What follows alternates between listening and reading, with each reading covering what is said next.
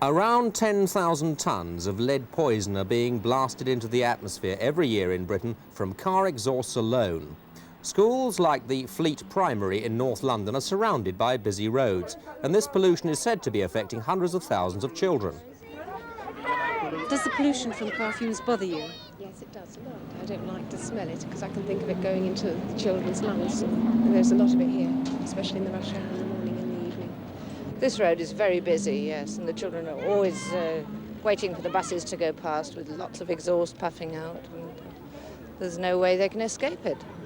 Well, it's quite disturbing, yes. It's not very pleasant to live in an environment that's going to be rather damaging to your health in the end. It's a very obvious problem, and I think there's something very seriously be done about it. I don't know anything about it, but I don't like it. When you hold the traffic up here for the children to go across, and the traffic builds up, then when you let it go, they're all going off in a mass. You can feel it going right down into your stomach. So you think it's doing the children harm then? I'm sure it is.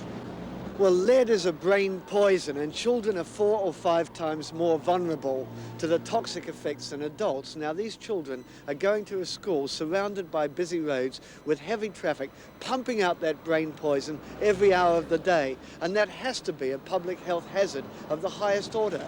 There's a whole line of evidence from America, from Australia, from Germany, from this country that shows that children at relatively low levels of exposure can suffer retarded intelligence, hyperactivity, lack of concentration, and behavioral problems at the kind of levels that they're taking in lead from the atmosphere. And remember, that lead also falls onto the ground. They pick it up in the playground on their fingers. They pick it up in the street.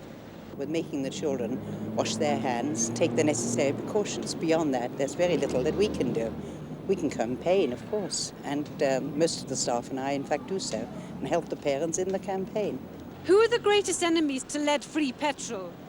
Well, it's the petroleum companies, the car manufacturing industry, but I believe the government have just completely failed to recognise the strength of public feeling on this issue. You can talk to any parent from this school and they will tell you how concerned they are. I think it's a terrible thing that government hasn't done anything about it with all the mounting evidence. So every day there's a report in the paper of children being damaged. I have 3 boys that have gone through this school, and I'm extremely worried about it. This government now shall have to be tested on this, because Mrs. Thatcher will either tell them not to vote for it or vote against it. And I mean, she loves children. She's got a couple of her own. She keeps losing them, but if she does love them. Is the problem sufficiently serious to justify yet another increase in petrol prices and car prices? Well, you know, the way petrol prices have been, what's another tuppence or threepence? After all, you have to balance the price of petrol or the performance of your car against the health of the children. And in my view, that equation comes down fairly and squarely on the side of public health. The government has said they're going to do something by 1985, but it's not going to help any of our children.